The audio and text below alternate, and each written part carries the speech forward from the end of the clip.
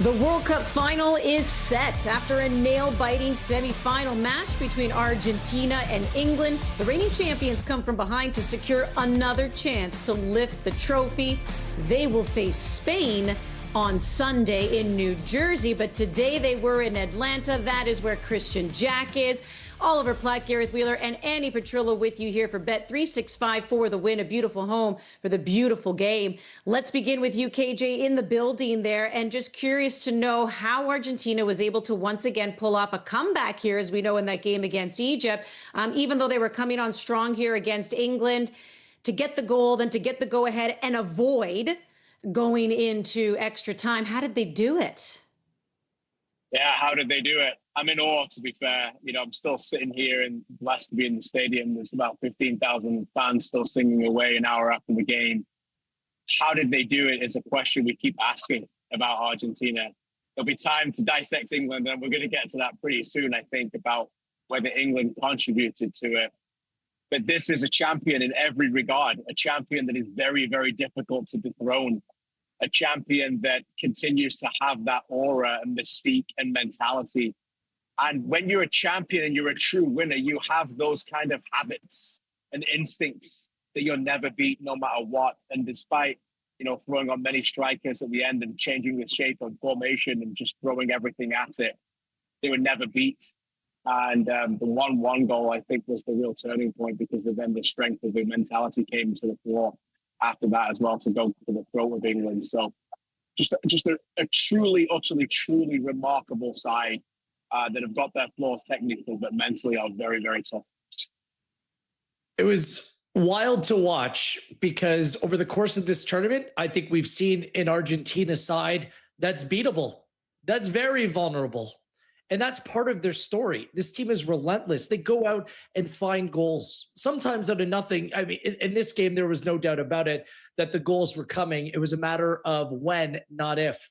And the when came far too soon for England, and they were completely unable to hold on. And although Lionel Messi and the Argentine barrage is a significant part of the story, it's not the lead story. It's not the headline. It's how England were culpable in their own demise. There is no doubt that England were in a position to not only dispatch of Argentina, but they could have done so in style. Instead, they reverted to old techniques, old tactics. The reason why Thomas Tuchel was brought to England, so they wouldn't fall upon past mistakes. You remember devastating England losses of the past: 1990, losing in penalties at Italia 90 to West Germany. 2018, they go up a goal against Croatia. Even the Euro final, scoring early against Italy and then throwing that away. And Gareth Southgate was raked over the coals because of it. And Thomas Tuchel will be very much of the same ilk. I mean, this loss is on the manager.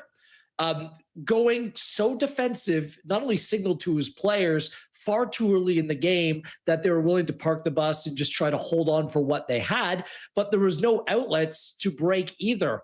After England went up through Anthony Gordon in the 55th minute, Argentina had 88% of possession. 88. This is an England team that should be more than capable of holding on and keeping the ball and making life miserable for Argentina. For me, they just handed it over to them. That's not to take anything away from the greatness of Argentina, because KJ is absolutely right. This is a great team. They've scored 2 or more goals in 13 straight World Cup games, which is an incredible statistic. But on this day, on the balance of it, the headline is Thomas Tuchel and his failed tactics, his flawed tactics, which directly led to more disappointment for England. Well, I know Ollie's dying to sink his teeth into the England story as well, but let's just remain with the winners here, Ollie, for a second. And Argentina, and just their ability to, I mean, this is their third final in the last 4 World Cup editions. Obviously, you know, there's some constants on that team, and Lionel Messi obviously being one of them. But what do you think, you know, made them special on this day? Look, they're a great side. Copa America win, World Cup win, Copa America win. Now back in the World Cup final, they are a truly great side in terms of all-time international football, and there's no denying that. And as much as you might not like them much when you're playing against them, if your team is playing against them, you have to admire them. They're full of players with skill, tenacity, grit, not the most athletic side, to be honest with you. And I think that's what makes them all the more remarkable in the modern game, that they've been able to be as great as they are despite that. And they've got, for me, it's indisputable at this point. I can say for my lifetime, but I think probably all time as well, the greatest player who again delivers today with 2 assists and just in a remarkable way to turn this game around. But Wheels is right. I know we're skipping ahead here to England, but you cannot separate this comeback from England's performance in the second half, and it was gifted to them. Argentina did a brilliant job to take it, to accept the present that they were offered. But in all my time watching England at major tournaments, I don't think I've ever seen them throw away an opportunity like that. It was there for them. And I know people will say the Euros final against Italy when they had the leads, but, Italy had cruised through that tournament, were a very good team at that tournament. England didn't actually lose that game. They lost on penalties. The way in which they seeded everything here, the initiative and control of the game that I felt they had at 1-0, I've never seen anything like that. And I think these England players, and I don't put it on them, I think it's the manager's responsibility, are going to be absolutely ruining this one for the rest of their careers. Yeah, Pickford had to come up with some very big saves near the end of that game, but it was just an onslaught even for him as we take a look at the full-time stats. What's crazy, and sorry to bring up 1966, but here's another really interesting stat. It's the first time since 1966 that we didn't actually see a shot on target through the first 45 minutes of a semifinal game. And then, of course, everything turned around in that second half. In fact, the first shot in general was accredited in the 33rd minute. So that second half, far more interesting. All right, guys, I'm going to give you what you want, and let's just dive fully into England here, because it's kind of interesting what you're saying. I mean, after that game that they played, the quarterfinal, where basically Thomas Tuchel came out and said the mentality was fine. The players just got lucky and they didn't really physically kind of had what it takes, to keep up with Norway, but they get through. And now it almost seems like, is this Thomas Tuchel getting inside his own head with this game here? That seems to be what I'm understanding from some of you. I'm curious where you are with that, KJ. Just how crushing this is for England, but also how much are you putting on the manager? Well, it's a demoralizing defeat that these players will never get over. Never, as professionals, when you talk about their professional career. I want to talk about 2 things. First thing I want to talk about is anticipation, a key skill in life and a very key important skill in a World Cup. And England, for the best part of 55 minutes, were the best anticipators on the field. They read the game well. They scored the goal playing what they've done the entire game, going long, winning a second ball, having Rodgers on the field for a reason, his cross coming in, the wide players anticipating the ability to beat fullbacks, and anticipating Messi a lot, what he's trying to do by playing 1-2s. It was almost the ideal performance from an anticipation point of view. The second thing I want to talk about is evaluating your talent better than anybody else. As a manager, you have to evaluate your talent in any sport, coach, GM, better than anybody else. And I felt that Tuchel didn't evaluate the game and the talent that he needed to do at that moment. It almost seemed like there were pre-organized plans of what we're going to do if we're winning 1-0 that he planned ahead of the game.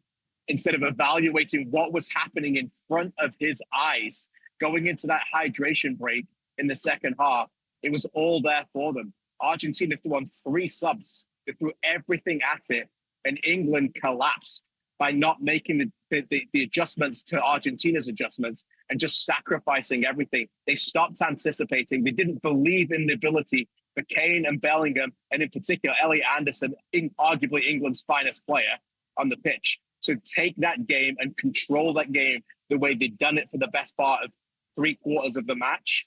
And he didn't anticipate the quality that was in there, invited pressure, and more importantly, invited pressure to a team that is never beat. And that it makes it even more of a massive mistake for me. He's gone on TV after the game and said his explanation is that after England scored, but before he made the subs, he felt that England were already becoming too passive and that Argentina were threatening at that point. So why on earth would you then make changes to make yourself even more passive? Like, how could that be the answer? Going to a back 5 if you feel your team is already ceding too much ground and not getting the pressure on the ball.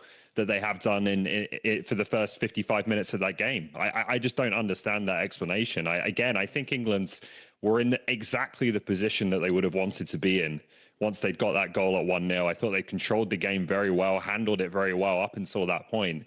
And then you think you've got a game where you can play on the break, and the superior athleticism of England can start to tell in open spaces. You've got players to bring off the bench who can inject that into the game as well. You've got both Argentina centre-backs on yellow cards, and they were utterly unable to capitalize on that. And I think that has to go down to Tuchel's decision to going to a back five as early as he did, to essentially just trying to do what you might do in the last 5 or 10 minutes with 30 minutes to go plus added time. I couldn't believe the decisions he made, and then ending the game essentially playing a back six with O'Reilly on there as well, as something of a left midfielder, but really dropping to left wing back. So it was crazy to watch for me, and a manager with a massive reputation and a lot of success in his past, who, as the guys have said earlier, I think was brought in to try and solve some of the issues of the past for England. Looked like he hadn't learned from them whatsoever. It was a tactical abomination. That's what it was. Like, this Argentina side, in the way that game was playing out, they were ripe for the picking. They committed 12 fouls, Argentina did, in the first half, because they didn't want to play England straight up. And I think you make a good point, Ollie. What you need to do against Argentina is you need to deny the ability to get players like Messi, like McAllister, like Fernandez on the ball. So when he takes out Declan Rice out of the midfield and replaces with fullbacks, we saw what happened in the previous match when Jude Bellingham dropped too deep, and what that meant for the team shape and him as an individual. He just completely lost the plot. And all of the waves of pressure from Argentina wasn't coming from players necessarily getting behind the back. It was players getting on the ball 25, 30, 35 yards out and just having absolutely no pressure put on them. And the game of football in 2026 is predicated on pressure, getting it right, picking your moments. And it was just a complete dereliction of duty defensively. Well, why do you need to line up 6 guys across the back when they're coming in waves like that? I don't get it. And part of the consequence as well is England, and KJ alluded to it, Morgan Rogers on the right, Anthony Gordon on the left. They were really good outlets against a team that loves to clog the middle of the field. So instead, you brought those players, instead of having them forward, you brought them back, and they were just completely hemmed in. They spent a lot of money on Thomas Tuchel, but you also knew what you were getting into when you were hiring someone like Thomas Tuchel. Someone from a technical, tactical perspective sometimes gets in his own heads. He overthinks things. That could also mean sometimes that he alienates his players. The good comes with the bad with Tuchel. There's no doubt about it. But for him to deploy those kind of tactics in that kind of moment, it was just truly shocking to watch. And anyone, I don't care if you're KJ, like in the building today, or people watching across the globe, you just knew that the goal was coming for Argentina. And this was a team that when they score in bunches. I can't believe it played out that way, because England will never be in a better position to go on and win a game like that. Like, it was theirs for the taking. And instead, now the nation is being let down by the manager. And I don't know how Tuchel keeps his job at this point. Like, it is that much of a glaring weakness that it's very difficult to convince anyone that he should be back on that plane heading back to London. So let's talk about that, because I'm sure you could do a list of pros and cons. And a lot of people thought he was very bold. And even when he selected his squad, and then after that first game and that big victory over Croatia, everyone was happy. But you're right. This is a game that mattered, KJ. This is why you have your manager be the guy and do what he needs to do to put the team in the best position possible to succeed. And it didn't pan out here today. So if you're looking at Thomas Tuchel right now and you have to make a decision on whether or not he stays with the team, what is your decision? Well, they'd have to take some days to not be an emotional decision to make. But losing games when you're winning, first of all, is very difficult to do. You add major you add major tournaments to that. The swing is even further when you get a lead. Okay, so traditionally you take the lead in a football game. In a normal league game, the percentage of you winning that game is between 70 and 75% already. You add that to a World Cup semifinal, your percentage of chance of winning when you're winning 1-0 in the second half is over 80%. They lost the game inside the normal time. They're only the second team ever to lose a game this century in the semi-final by leading it. And the other one was England in 2018 under Southgate. So, like, they lost a Euro final to Italy when they took the lead in the second minute. Like, these are all historical failures. And Thomas Tuchel was brought in to replace that history with what obviously Gareth Southgate did a good job to get them in those positions. So to lose in that magnitude in a country like that expects so much more, with already the stuff going on with him and Bellingham beforehand, I think that plays a factor into it. I do. I think it'll be very difficult for him to survive this. Ultimately, that's why you're here. You had the World Cup final right there in front of you, 5 minutes away to win the game and to see it out, and you got beat. And ultimately, we could talk about the players. Maybe they're getting tired a little bit, but when you needed the manager to step up, he got it wrong. Yeah, well, he's under contract through Euro 2028, so that was the original plan. I tend to agree with KJ. I think it's going to be very difficult for him to come back from this. I think he's going to be in for a lot of criticism in England off the back of this. The Bellingham thing does worry me. I know there are a lot of people who thought that was a bit of a media creation, and the reporter asking a question that might not have been totally clear as to what Tuchel had originally said, but you know, Bellingham didn't just kind of take a shot at him in the initial on-pitch interview. He then did it again after walking off the pitch, and maybe a bit of a deeper shot as well, kind of questioning his ability, not having not played himself to make that kind of assessment. So that did worry me a bit. I just don't think he's had a very good tournament. I thought the changes he made at halftime against Norway were pretty disastrous, to be honest. He was able to rectify that and bring it back, and the players were perhaps more pertinently. This game, I've already given my assessment of that and how I think he was culpable. And even some of the things where you can say he's had some bad luck, like Declan Rice clearly isn't fully fit and he struggled through this tournament. But I think we all knew that coming in. We knew that Rice was dealing with something and would need managing. Same with Saka. And I'm just not sure his squad selections have made any sense really in that context. He's brought Kobbie Mainoo, who has not featured in terms of central midfielders. You asked the question as to why another central midfielder wasn't selected, wasn't brought. Maybe he planned to bring play Reece James there, but James is a very injury-prone player as well. He's missed time at this tournament. There's just a lot of things I think that he's not got quite right. And look, you can give credit, as I think Southgate deserved credit, for getting the team to this stage.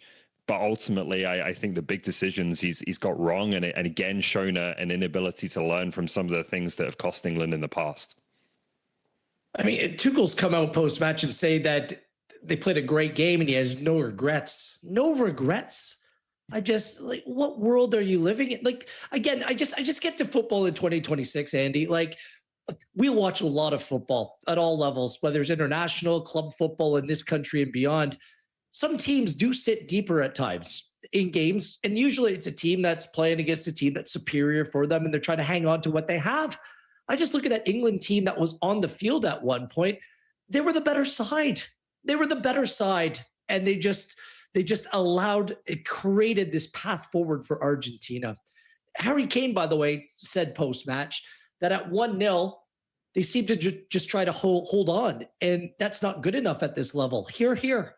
He knew it. All the players knew it, and they must have been absolutely befuddled, wondering what was going on in the decisions that were being made from the touchline. Not their own decisions on the field, but the decisions that were being made on the touchline. But I just feel like this is emblematic. It represents the England football experience at the international level. Close, but just not quite, and then self-inflicted wounds, and then looking like inward at insufferable disappointment. Meanwhile, that was a perfect representation of what Argentina is all about. The resiliency, the passion, the guts, the talent, the decision-making. Scaloni, by the way, like we should mention him. When he made changes, he makes subtle changes to the team and brought on different players who were playing in a similar position, maybe in a little bit of a different way. And he waited till very late to bring on Lautaro Martinez, bringing on a striker for a defender. He picked his moments. Scaloni, once again, like he's done so many times in the build-up to the 2022 World Cup, and between that point and now, has got things right. that is often the difference at this level. A manager just being well worth his weight in gold, and another manager that's really difficult to explain the decision-making process. Because you can have a superstar on your team, but you have to make the right decisions around him. So yes, his superstar is Lionel Messi. And let's talk a little bit about him because he does have those 2 assists today. So now, even though he's tied on goals with Mbappe at 8, he actually takes the lead in the Golden Boot race because of his 4 assists. And in fact, he's probably going to win the Golden Boot because Mikel Oyarzabal of Spain is at 5 goals. But unless he ends up going and scoring 4 in that final, this Golden Boot is going to Messi. Yeah, but here's this is true too. Mbappe played in that 3rd place game. That is true. But here's the other thing, KJ, when it comes to Lionel Messi, he's getting better with time, but it's almost like his wisdom too. It's not just physically being able to play the game, because BBC came out with the report yesterday saying that he has walked 40% of the time on the field. It's like he knows when to exert his energy. He knows, where to pick his moments. When we talk about his legacy, there just seems to be so much more than just the physical aspect. There's just the cerebral, the intelligence around the game as well when it comes to him. Yeah, I mean, it's an absolute thrill and a joy to watch, and you can just feel it. The atmosphere changes. The fans here deserve a tremendous amount of credit as well, because the moment he gets the ball, they always rise. They'll bring more energy to the team. And they played a part. That's what football's about. Fans play a massive part in that momentum swing. However, as much as we can pour all the love on Messi, we have to say that Alvarez scored the goal against Switzerland, right? And when they needed it today, Fernandes scored the goal today, right? So, it's more than just Messi. And I think that's so important to define. And everybody talked before he scored a World Cup, when does this guy win a World Cup? It shows you today. He almost single-handedly won them a World Cup 4 years ago. But today they needed other players. Yes, he was able to pass that ball, but they needed those other players. That Fernandes goal is a fantastic strike. And without that, we're probably sitting here talking about England maybe hanging on. So other players and just the true mentality of being able to do that. Messi is obviously the instigator to that, but they're just as I said, I'm in awe of their incredible ability to know how to win games. Yeah, that's another thing about them, right? Just an incredibly intelligent team that is able to understand the game, understand space, understand where the opportunities are. As soon as England had kind of ceded the ground to them, I think they had the answers. They could have scored 2 or 3 goals before they eventually equalized, to be honest with you. And that, I think, is a big reason why Messi has been able to age so gracefully, is because he plays the game in his head as much as he does with his feet. And that part just tends to get better the older you get. And Scaloni as well, you have to give him an enormous amount of credit. I agree with Wheels on that. He's someone who I think has the kind of core and foundation of his team that doesn't really change much. But then for each individual game, and even within games as well, he's able to make sometimes very simple, obvious changes, but changes that help his team, to target certain players, certain spaces, just little adjustments that I think have been able to, at the start of games, turn games in his team's favor and then change them late on as well. So he's done an unbelievable job and is obviously now going to another World Cup final. Well, I'll be quick for a change. Look, we didn't know that this was ever going to come for Argentina with Lionel Messi. Over the last decade, switched. He was about to step away out of frustration from the international game, just because it was a question whether he, as the focal point of Argentina, was going to be able to get things over the line. But there's been an incredible adjustment, commitment to the players and the staff and everyone involved in Argentina football to build around Lionel Messi. Innocuous fouls he's taken down. Every single player is up getting in the face of their opponent. They understand who their main man is, and things have changed. It's almost like they had to learn to lose with Messi before they've actually figured out how to win. And now, again, I maintain this isn't a great Argentina side. They're a vulnerable side. They're imperfect. But what makes them great is, KJ alluded to it, they find ways to win. It's not about how, it's about how many. They'll play and try to beat you in different ways, whether it's fouling players out of the game or taking the game to you, just in terms of waves of pressure. So I guess in a way I'm contradicting myself, because that's essentially what makes a team great, is finding a way to win. And oftentimes we look at the style points rather than the end result. I mean, this team is just about the end result, and there's some real value. There's something to cherish in that. By the way, you're right, and this is what's absolutely crazy. Messi, after that 2016 Copa America, missing the penalty, quit the national team. And here we are a decade later talking about Copa wins, a World Cup win, and possibly another one here as they are going to the final. It will be Argentina versus Spain. As mentioned, Argentina, third time in 4 editions that they're going to the final. Spain, this is just their second time going to the final. Their first was 2010. Pretty good record so far because they won that one. As you remember, that was 1-0 over Netherlands. And you will have France and England playing for third. So yes, Mbappe, as I go back to the Golden Boot race, does still have a chance to overtake. Sorry, not that I'm trying to dismiss the third place. It really does matter. When we return here on Bet365 for the win, we're going to preview that final between Spain and Argentina. I'm curious to hear who the guys are giving the advantage to in that one. Stay with us here on One Soccer. For the Win on One Soccer is presented by Bet365. The game isn't over yet, but Gary just got paid with Bet365's early payout when his team went up 2 goals. Now, Gary can't stop celebrating. And honestly, we're not even sure he knows how. Or forever hold those.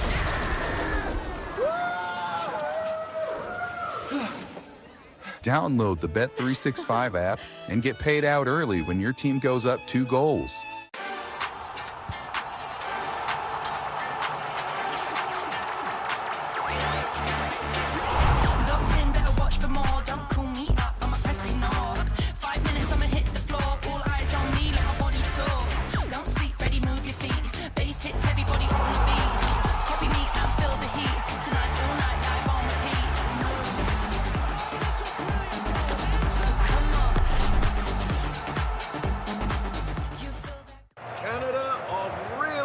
Here. Oh, what a move. That is a quality ball. Now the run into the box.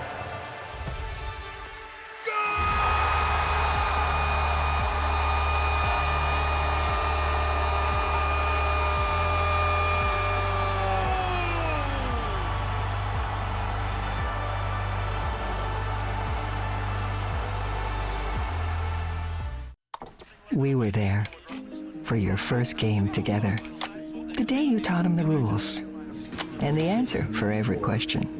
We've been there for the good times and a few moments we don't talk about. And now, Who won the most Canadian Classics? it's a passion you can share. And we're just happy we could be there. 20 years, and we're still growing. Together. For the Win on One Soccer is presented by Bet365. The 2026 FIFA World Cup wraps up in Jersey. That's right, heading to New Jersey. And we know that it's going to be Argentina going for back-to-back wins. They're taking on Spain, who last made the final and won it all in 2010. As we welcome you back to Bet365 for the Win. Andy, Gareth, Oliver, and Christian with you. KJ, who is your favorite in this final? Spain are the favourites for me, just purely based on football evidence, on way that they've played this tournament. I think they have the ability to control the game. And, you know, they have this elegance about them, the way that they play and the technical quality that I think will allow them to play the game on their terms more than England were able to do for longer. They're far better than England in almost every aspect of their game. And so I think that makes them significant favourites. But the elegance is going up against the resolve, the just absolute toughness and tenacity and fortitude of a side that will not let go of their hold on the trophy that they've held for 4 years. A true champion who are, you know, getting into the ring at a true heavyweight clash saying, I'm the favourite because you've got to go through me if you want to lift it. And I think that's what makes it such a great final. I can understand why people would make Argentina the favourites in that way, but just knowing what we've watched in football evidence based on we've seen it, they also have an extra day off. That sounds minimal. It's not. I think the last 6 World Cups, the five out of the 6 teams that have won the final have had that extra day off and played the semi on the Tuesday. Spain have sat back for 24 hours and watched this team play Argentina here tonight in Atlanta. So I will edge towards La Roja in New York on Sunday. Yeah, you see the line below. Spain are the favorites, bookmakers' favorites heading into this one. It's honestly kind of a fitting final. Two of the best informed sides in world football. Spain doesn't lose under De La Fuente, and we've already kind of laid out the run that Argentina are on right now. And funny enough, they haven't played in a major competition. They haven't played in a World Cup since 1966. So it's a game that we've been waiting for. And I think that Spain have shown why they've been so dominant in world football over the last 15 or 16 years. And Argentina has ascended to the top, to the best of the bunch as of right now, based upon them as the holders of the World Cup. One other factor, I like what KJ said about the extra day off, but Spain have only played one of their matches outside in an outdoor stadium, and that's been consequential at this World Cup.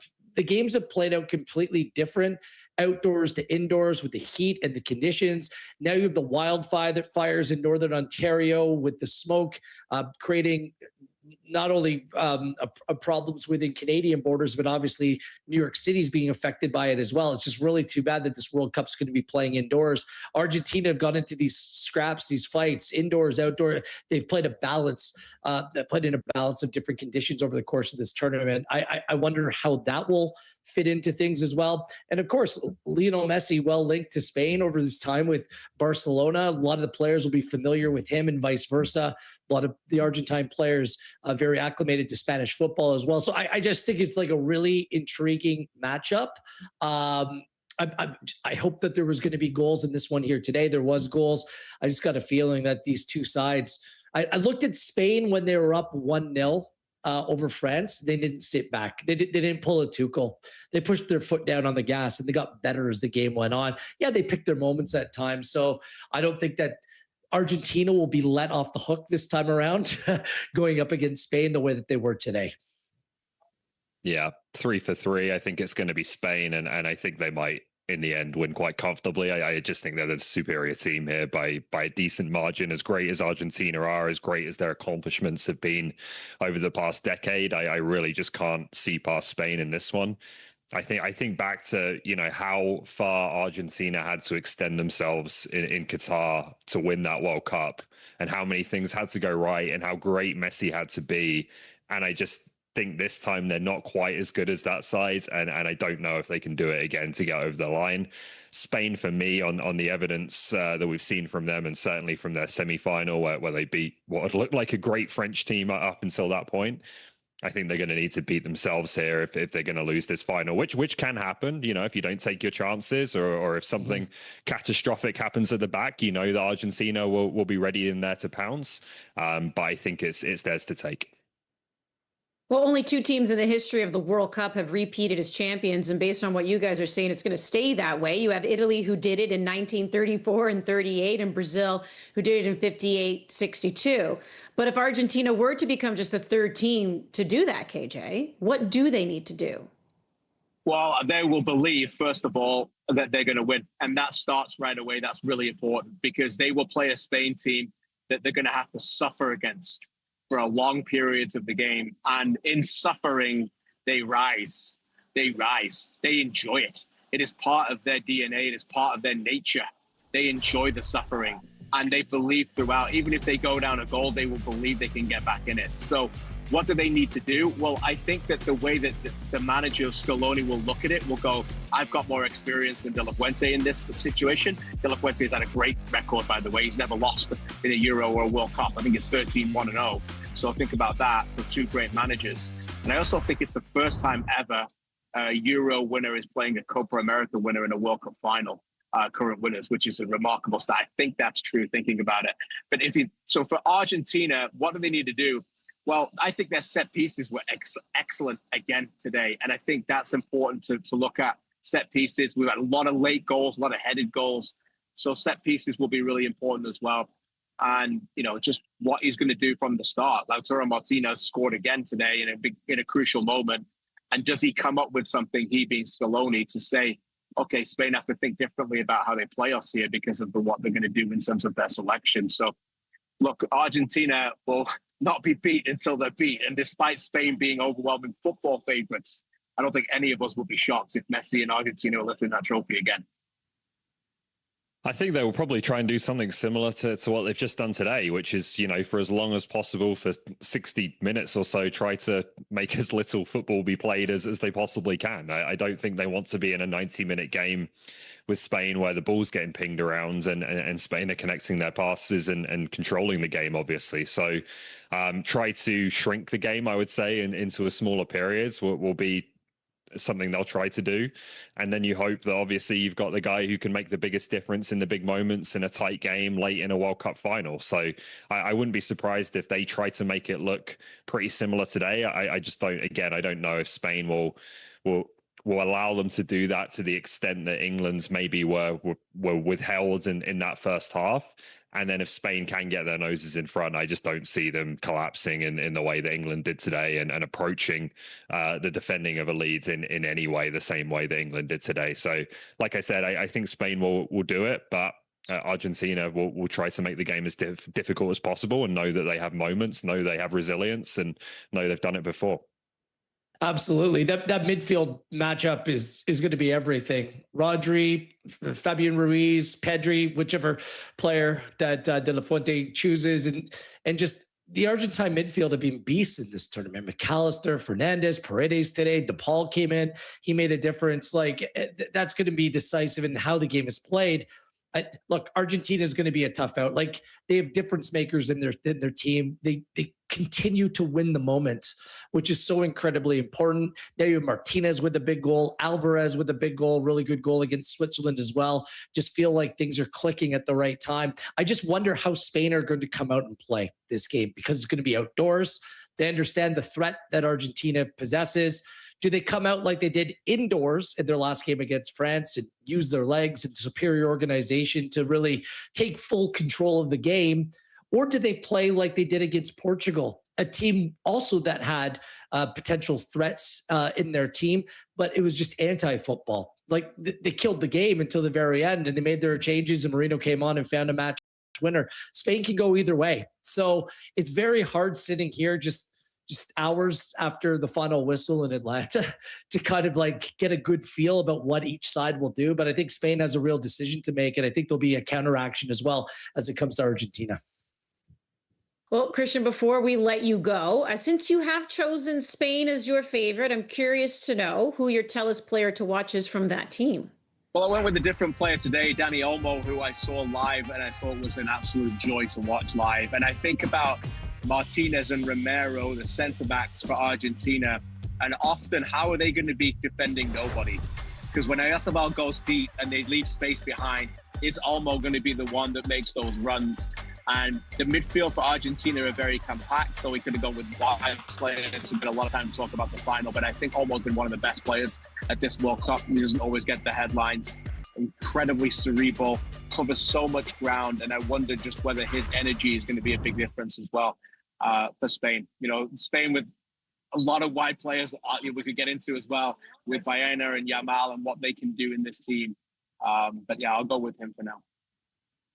All right, great stuff. KJ, appreciate you joining us from Atlanta. Just finished taking in that Argentina-England game with, of course, Argentina walking away with the victory despite England scoring first. So heartbreak for them, but elation for these two teams who will duke it out Sunday, 3 p.m. ET for that trophy. Bet365 for the win will follow at 6 p.m. Eastern. When we return here to the show, we will turn our attention to a Canadian national team member. That is Jonathan David, with recent news about him possibly having been on the move, but we'll dive into that story a little bit more. Should he be moving, or should he stay with Juventus?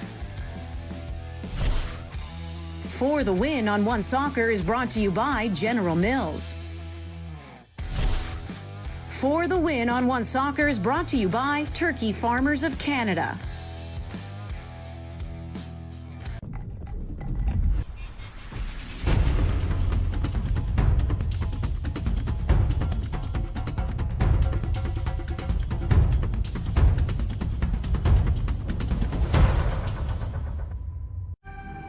In Canada, our future stars don't simply show up on the world stage. They are built from the ground up, right here in the heart of our communities. Oh, lovely through ball there, Isaiah Johnson!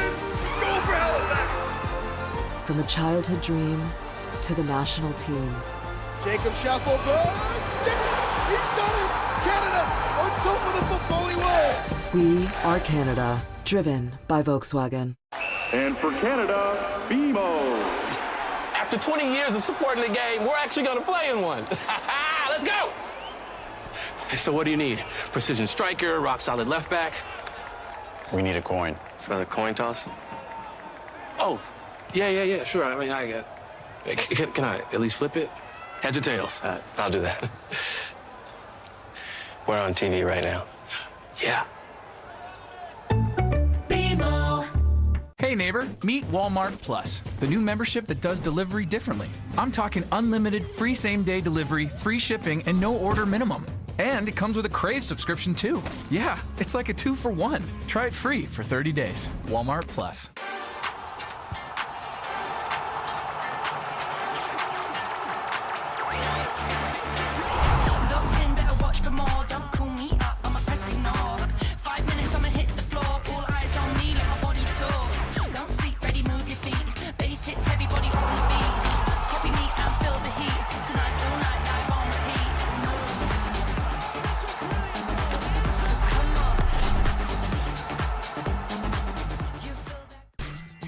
For the Win on One Soccer is brought to you by Samsung.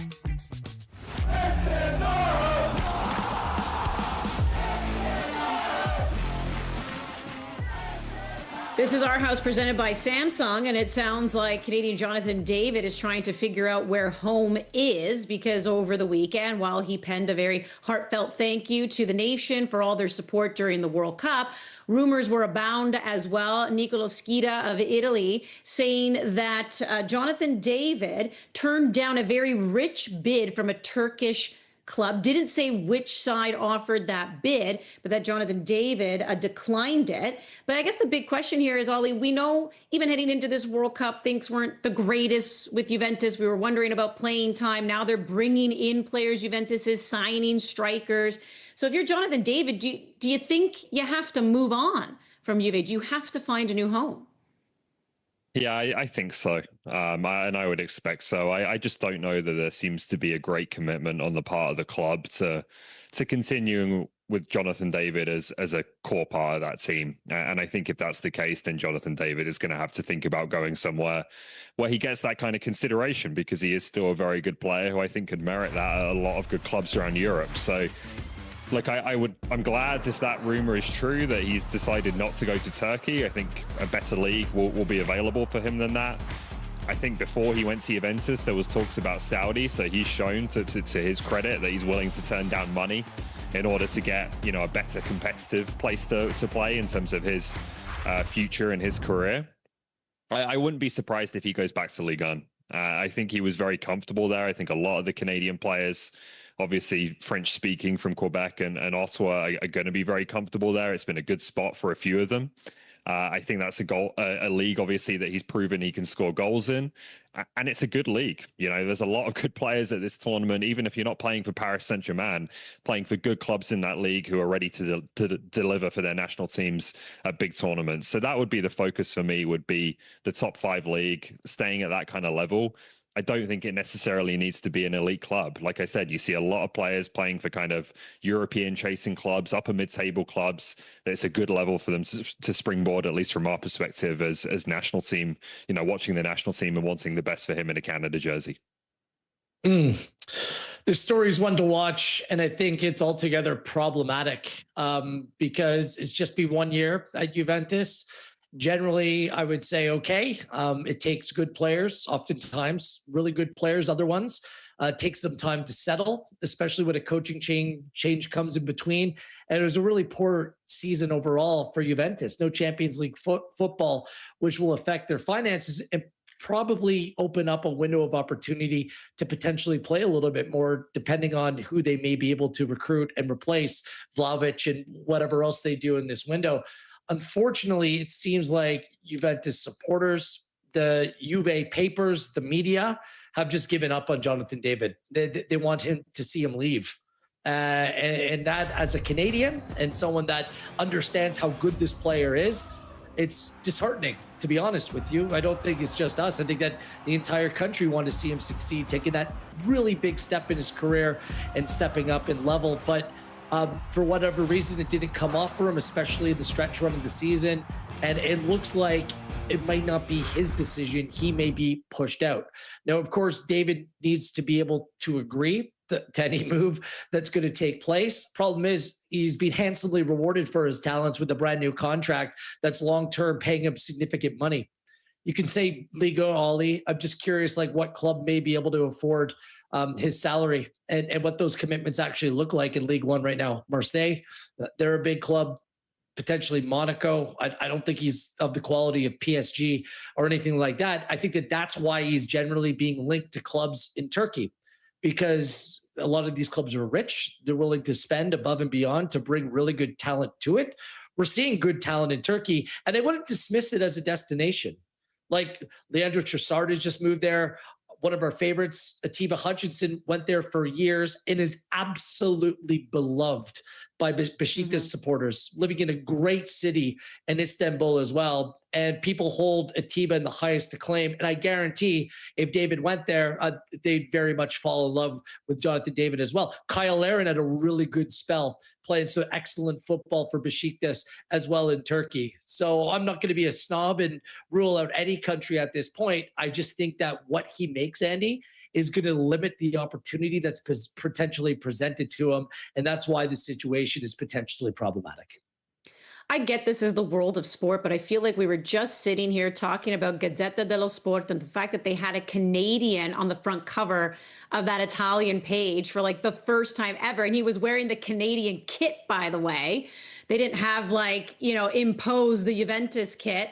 And now here we are talking about Juve possibly not wanting him. And I know maybe down the road, there's another conversation to be had there about Canadians when they do try to find these bigger clubs. Is that just part and parcel of how sport works? Or is there a little bit of concern that maybe some with the bigger clubs, you just can't get that type of playing time? Richie Laryea, we know that story with him and obviously ultimately returning back to Major League Soccer. But maybe let's look at some other players here on this Canadian national team. And if you think that they need to find a new home, like who would that be? And ideally, where do you think they could go that would really, hone their skills and still make them valuable choices here for Jesse Marsch as well, right? Me? Sorry, Ollie, yes. You want to take that? Yeah, go ahead, Ollie. Yeah. Well, I'm looking at you, Ollie, but then I realize we're on Zoom and you probably can't tell that I'm making eye contact with you. Sorry. Just quickly on David before we move on to the other players. One of the rumors out there is Paris FC, not Paris Saint-Germain, and that one is an interesting one to me. It's a club that finished 11th, I believe, in Ligue 1 last season, but they're very ambitious. They got a lot of money behind them, so that could potentially solve the wage issue as well. And I think that would be one that might appeal. In terms of other players, I think there's going to be a lot here. Stefan Eustáquio is one of the ones near the top of the list. Obviously, he's had his loan at LAFC and MLS. I think that was good for him to prepare him for the World Cup. He played very well at the World Cup. He talked about being in a really good place physically, which maybe MLS had allowed him to do. It's, allowed him to make sure that he wasn't playing when he shouldn't have been playing because of fitness reasons or whatever, as opposed to feeling like you're constantly under that pressure at Porto of needing to play, needing to prove yourself, needing to keep your place in the team.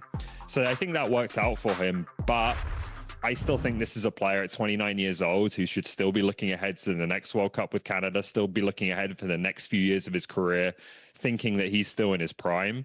And I'd rather see him stay in Europe in that regards. And I think he is absolutely good enough. So he's someone who's done himself no harm whatsoever with the way that he's played at the World Cup, having a standout moment, obviously, as well in the South Africa game, which will have brought attention on him. And I'd be interested to see where he goes next, whether he tries it again at Porto or goes somewhere else. But I think he'll want to give it one more go in Europe before he decides to come back to North America, if he does later in his career. Yeah, interesting. Whether it's Eustáquio or other players, I think the conversation shifts to the one that we were heading into this World Cup, Andy, whereas like what players need moves in order to increase their standing within the men's national team program, or what will set them up best to play in a World Cup. Now there's a gap. Now there's time. So I think that when it comes to the Canadian perspective or the Canada perspective, playing for the national team, you got to take the long view in some of these moves.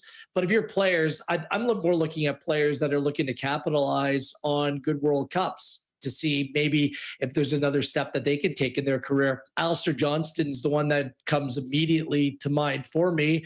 Life's good in Glasgow. He's very good player for Celtic. Missed the vast majority of last season out through injury. But I wonder if someone comes calling that's willing to give him a longer contract on more money in a more substantial league, whether he be a player that would welcome that kind of move right now. Promise David, does his injury issues maybe pour some cold water on the time being for a potential move to another club out of Belgium? He's a player that is very curious to me, and maybe other players that might not necessarily fit just in terms of where they are in the pecking order. What about Liam Miller? That's an interesting one to me, because we all think that, hey, when a club is promoted to the Premier League, that's a great move for the player. Is Liam Miller going to get requisite time? Is he of a Premier League level right now?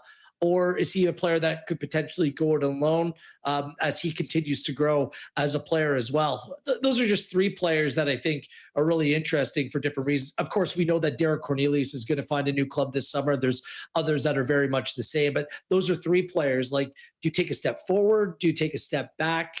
There are interesting times ahead for all three of those players for me. Yeah, Derek Cornelius is also just an interesting one in the sense that he and Moise Bombito were this exceptional pairing. And then, of course, Moise Bombito getting injured, not fully fit here at this World Cup. Luke DeFugero really making a name for himself when he did come on in. But where do you see Derek Cornelius, or where would you like to just maybe see him land, or what he needs to do to continue to hold on? I know the striker is the sexy conversation to have, but the center backs are very important as well. Yeah, I think there was quite a few players leading into the World Cup who obviously the World Cup was always going to be a huge moment in their careers, and they tried to kind of engineer moves, or sometimes they were needed to engineer moves to set themselves up for this tournament, right? So some of them, like an Ali Ahmed, for example, made a move that's a bit more kind of, this is a long-term move for my career. This is the next step for the next 2 or 3 years. And that makes sense in the longer term. But there was a lot of players, I think, who were just trying to get it right for 6 months or for a year to make sure that they had a season that led into the World Cup that suited them. Obviously, Cornelius, for maybe reasons that he couldn't have foreseen, that didn't work out the best for him, both in terms of firstly getting injured, and then obviously the situation at Rangers was a disaster. So that, you sometimes have to take a bit of a risk in trying to get it right, and that didn't go right for him. I still think there's an excellent player there. I think there's a player who's had a real rise with the national team over the last few years. There's someone who's going to know that Luke DeFugero has been very impressive and has a big future, and will want to kind of reestablish himself as that partner for Moise Bombito. So again, I put him in a similar bracket probably to Eustáquio. I think there might be maybe more options and higher level options for Eustáquio, but Cornelius is someone who I think can play in a good league in Europe, and that's what he'll want to do now. It's just about maybe now having that runway, not having a tournament looming, where you can really start to take the decision as to what's best for my club career without necessarily thinking so much about the short-term implications for the national team. Yeah, two other players just came to mind. Nico Sigor, I think that he's potentially ready for a new move, to take a step up with a new challenge. We know there's a player there. It's also intriguing what position might be would come along with any potential move. And I said this on a previous show, I think it's time to look to the future when it comes to the goalkeeping. And Owen Goodman, I think, needs a little bit of stability, change clubs in the middle of the season. I'd love to see him get a run of games with Canada in these upcoming games to see what he's all about. I know that generally that these transitions take time, but let's see where he might end up and if it can bring a little bit more stability. Certainly a goalkeeper with lots of promise. Just don't think that'll remain with Crystal Palace again. So another loan looks like is the most likely resolution, at least in the short term for him. I like how you had your hand there, literally names coming to mind, channeling them out and talking about them. All right. We have a very busy next few days here with the Canadian Premier League on One Soccer, but it is worth noting Forge FC, they will be hosting Pacific, but they have put out a statement saying they are monitoring the air quality. As we know here in Ontario, the air quality is not the greatest because of the Northern Ontario wildfires, which, by the way, our hearts go out, our thoughts go out to everyone there. Hopefully you can stay safe. These are obviously very scary times, but Forge said they will monitor the air quality and let us know if that game will be a go. So Thursday, Friday, Saturday, CPL action here on One Soccer.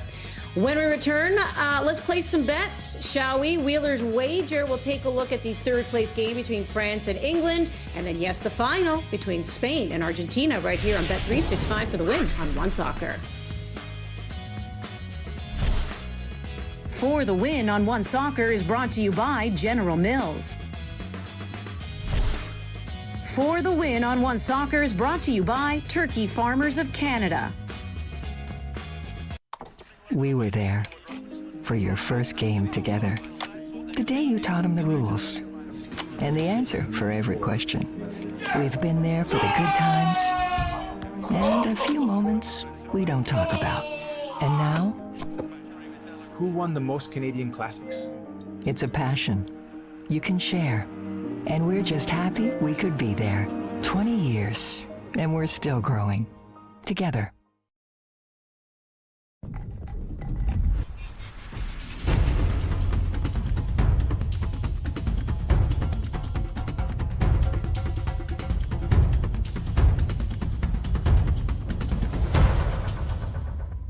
Hey neighbor, meet Walmart Plus, the new membership that does delivery differently. I'm talking unlimited free same-day delivery, free shipping, and no order minimum.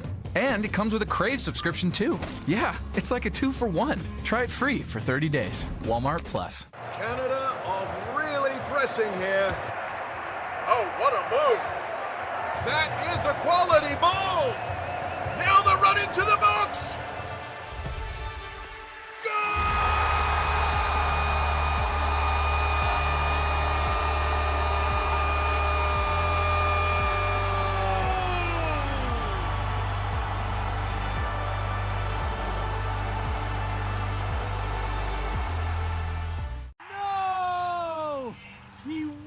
It. A player Mike bet on just missed an open net tap-in and got subbed off. I could have scored that in jeans. Mike doesn't know it yet, but thanks to Bet365's sub-on play-on, The net was wide open. his prop bet rolls over to the fresh leg sub coming on. So if the sub scores, Mike still wins. False alarm, people. My bet's still good. If your player gets subbed, your bet plays on. For the Win on One Soccer is brought to you by Samsung. Let's bring this home today with Wheeler's Wager, presented by Bet365. 2 more matches to be played. Let's not forget about the third place game, because there is going to be a match Saturday, France and England, and you can place a number of different wagers on that game, and I, for one, will be. But let's just focus on Spain and Argentina, the World Cup final on Sunday in New York, New Jersey. My main play is going to be both teams to score at plus 106. Look, I'm a little bit nervous playing over the total of 2.5. That is available, by the way, at plus 130, because that's all that Argentina does is score goals. I think this one might be a little bit more cagey. The fact that it's outdoors may make these sides play a little bit more cautious at times, but I still think that both these two sides are far too good in attack and have their defensive flaws. Both teams to score has played well over these knockout stage gap games over recent weeks. So let's follow that trend at a nice little plus number at plus 106. Also, something to look out for really quickly in the third place game is the Golden Boot race is still very much up for grabs. Mm-hmm. Like oftentimes different players are given a chance to come out and play in these third place games, players that haven't got a lot of run in this tournament.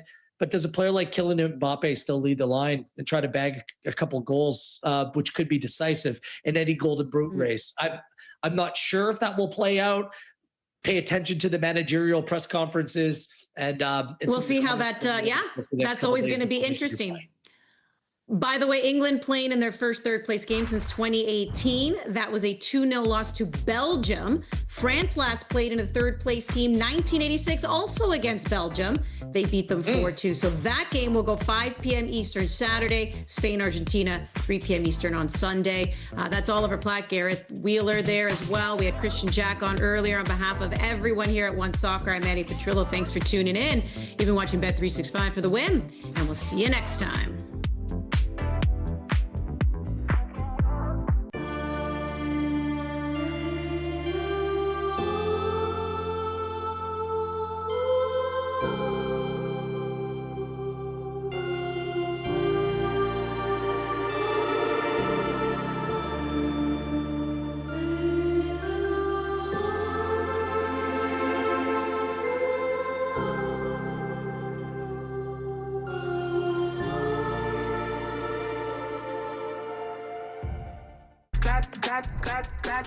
Oh my goodness me!